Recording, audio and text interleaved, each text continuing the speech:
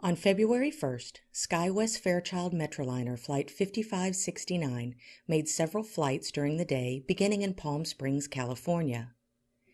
It had flown to cities within California, including Inyukurn and Fresno, with stops in Los Angeles earlier in the day. The SkyWest flight was preparing to leave Los Angeles International Airport, or LAX, to fly to Palmdale, California at approximately 1800 hours. The second aircraft, a U.S. Air Boeing 737 Flight 1493, originated its first flight in Syracuse, New York, with destinations to Washington, D.C. and Columbus, Ohio. The aircraft took off from Columbus, Ohio at 13:07 hours local time en route to Los Angeles, California, with 89 passengers, 4 flight attendants, and 2 flight crew members.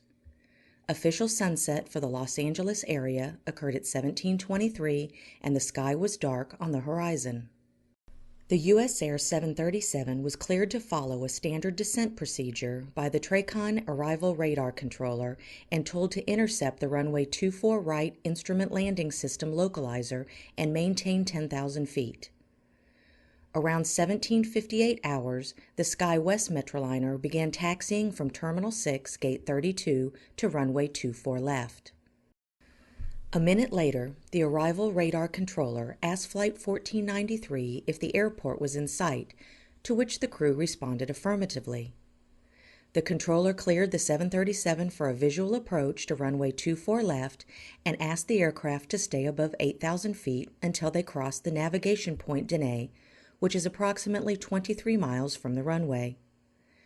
The U.S. Air crew confirmed the instruction, but after some internal discussion, reconfirmed the request to be sure they understood correctly. Meanwhile, on the ground at LAX, the SkyWest Metroliner advised the ground controller that they were on the taxiway behind an Aeromexico airplane.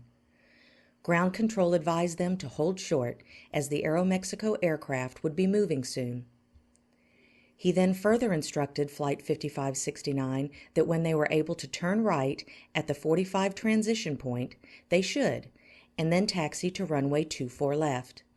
The SkyWest crew acknowledged the instructions given by ground control.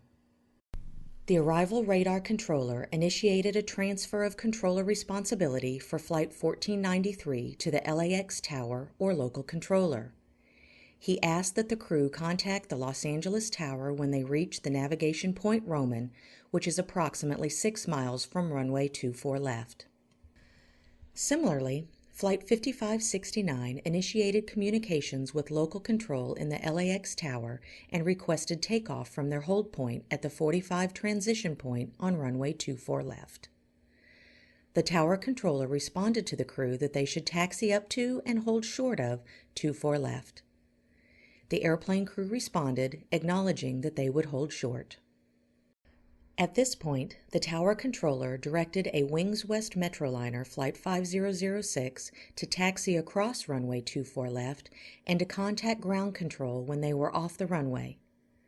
When contact wasn't made, the controller repeated the statement to Flight 5006. While the controller was trying to determine why the Wings West Metroliner wasn't responding, Flight 1493 notified the controller that they were inside of the Roman intersection, but the message was never acknowledged by the controller. The controller called Flight 5006 again with no response. The controller then directed SkyWest to taxi into position and hold on runway 24 left while traffic crossed downfield. Scott 569, taxi position, runway 24 left, traffic across downfield. The Flight 5569 crew acknowledged the hold instruction. The controller tried again to contact Flight 5006 without response. At 18:05, the Wings West crew determined the correct radio frequency for the tower, and the local controller determined that they were back on the correct frequency. The controller then directed the aircraft to taxi across runway 24 left and to contact ground control when off the runway. A few seconds later, Flight 1493 notified the controller of their approach. 1493 for the left side, 24 left. While Flight 5569 continued to hold for a takeoff clearance in the center of runway 24 left at the intersection with taxiway 45. The controller then cleared Southwest Flight 725, 1493 to land on runway 24 left Yes, sir, you're at holding short, is that correct? 18:05:51, we're holding short. and the Thank U.S. you. air crew US Air acknowledged the clearance. 1493, clear to land runway 24 left. Moments Clear to later, land, Wings 24 West left, Metroliner 1493. Flight 5072 contacted the controller, stating that they were ready for takeoff. The controller realized that a flight progress strip for the Wings West flight was missing and began looking for the aircraft's information. The controller queried the area supervisor and found the strip misfiled in the clearance delivery position as a yet-to-be-delivered departure clearance, even though the clearance had already been issued. The first officer of Flight 1493 was flying the approach and noted nothing unusual about the runway lights nor the overall landing environment. There were no concerns about the centerline, runway lighting, or runway edge lights, nor did the flight crew see any airplanes or other distractions while landing. The collision between the landing 737 and the holding Metroliner Southwest occurred at 725, approximately just remain off the runway at 18:07. this time. Initial impact occurred simultaneously with the 737's nose wheel Right now, we contact don't with the know. runway. There was an explosion and fire upon impact. The two airplanes slid to the left side of the runway into an unoccupied fire station building. All 12 passengers and crew aboard the Metroliner were fatally injured.